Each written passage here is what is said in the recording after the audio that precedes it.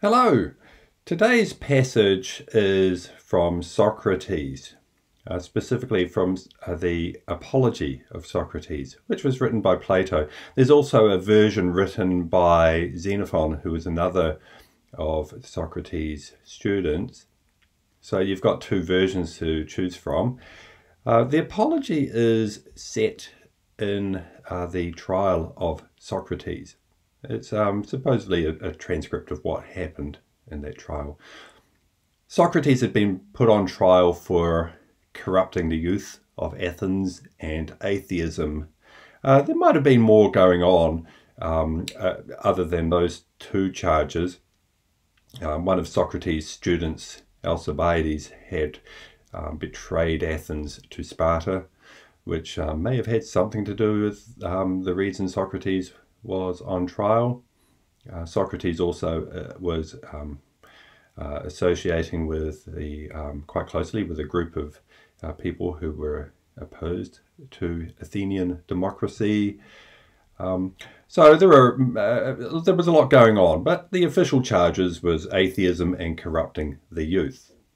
In those days, in a court hearing, the accused would be expected to come into court and maybe bring his children in, bring his wife in, and sort of appeal to the mercy of the jury. Look, you cannot convict me because what would happen to my poor children? They need me. What would happen to my wife? She needs me. Well, Socrates didn't want to put across that sort of defense. Instead, he decided to employ his usual technique of reasoning and interrogating his accusers, and basically trying to convince the jury of 501 Athenians. It's quite a big crowd. It must have been incredibly noisy, but try to convince them of his innocence using rational argument. Now, the wee piece I want to read to you today comes from this trial. Socrates is talking to the audience, to the jury and his accusers.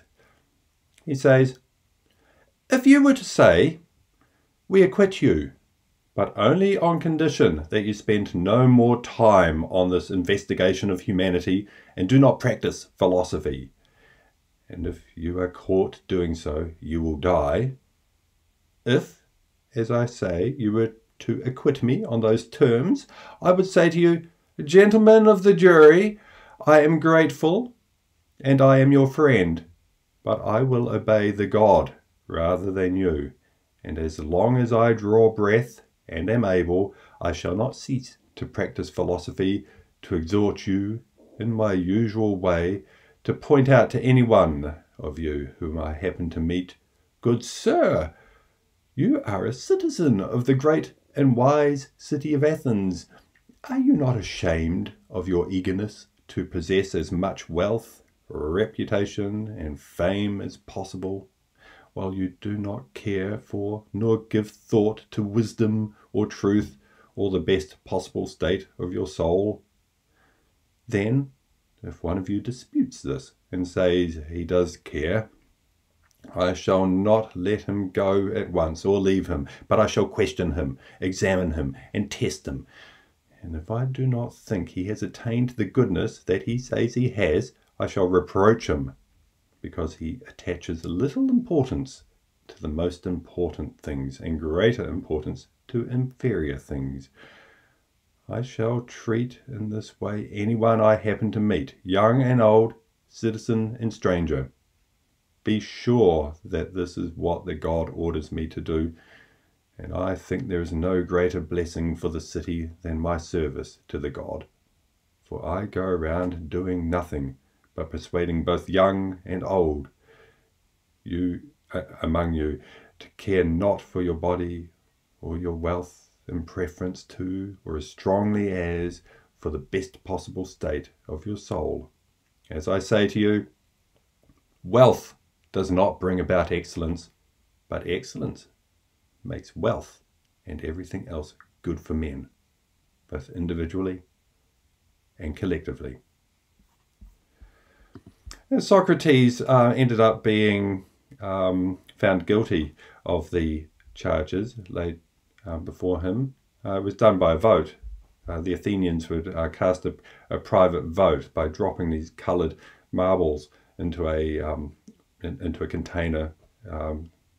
Might be red for guilty, or black for guilty, whatever, white for innocence, something like that.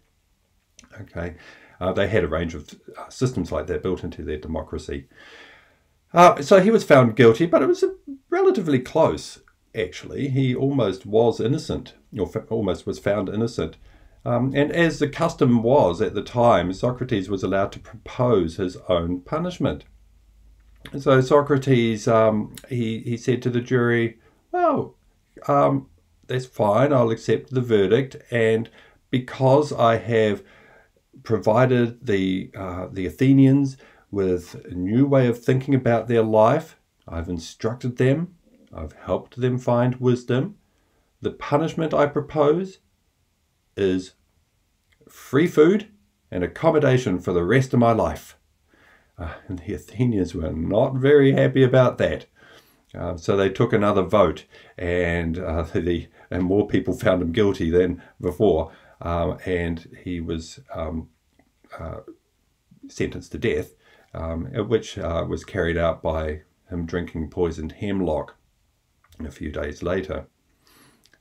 He could have been exiled, actually. That would be the normal sort of punishment that a criminal would propose, exile or maybe a fine. But Socrates, in his usual annoying way, managed to get himself sentenced to death. Well, I hope you enjoyed that reading today, and let's have another one tomorrow.